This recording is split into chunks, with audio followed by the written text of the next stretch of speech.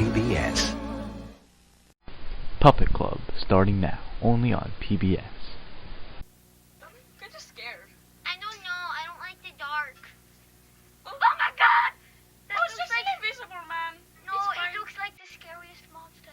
Chupapi!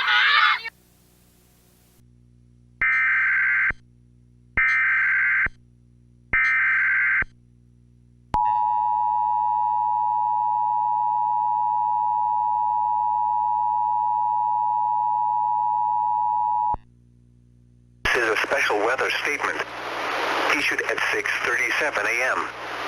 The National Weather Service in Portland has issued a tornado warning for northwestern Pacific County and southwestern Washington until 7 a.m.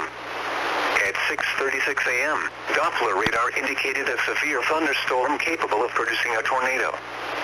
This dangerous storm was located near Bay Center, Oregon, 19 miles southeast of Westport, and moving northeast at 55 miles per hour.